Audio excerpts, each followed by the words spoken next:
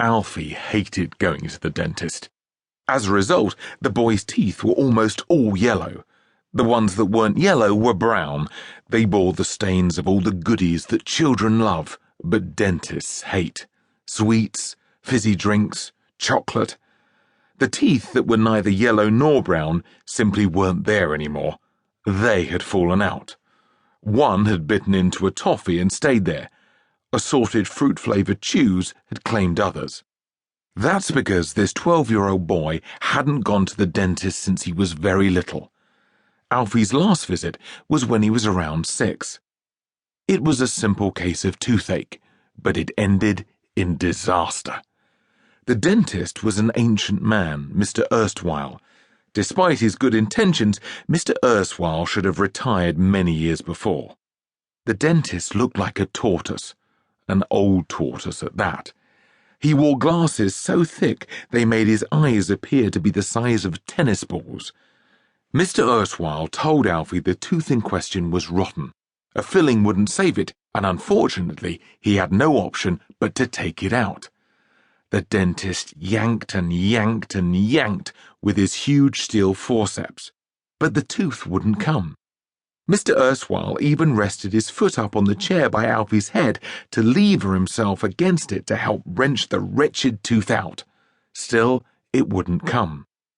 The ancient dentist then enlisted the help of his even older dental nurse. Miss Prigg was instructed to hold on to him and tug as hard as she could. Even then, the tooth wouldn't come. Soon, the hefty receptionist, Miss Veal, was asked to step into the room to help. Miss Veal weighed more than Mr. Erstwhile and Miss Prigg put together, but even with all her ballast, the tooth wouldn't come. Just then, the dentist had an idea and ordered Miss Prigg to fetch some particularly thick dental floss. He carefully tied the floss around the forceps and then looped it around Miss Veal's ample frame. The dentist then instructed his rotund receptionist to leap out of the window on the count of 3. But even with all of Miss Veal's immense weight yanking on the boy's tooth, it still wouldn't come. With poor young Alfie still lying in terror on the dentist's chair, Mr. Erstwhile stepped into his waiting room to request reinforcements. The growing crowd of patients waiting to be seen were all called upon to assist. Young and old, fat and thin, the elderly dentist needed all the help he could get.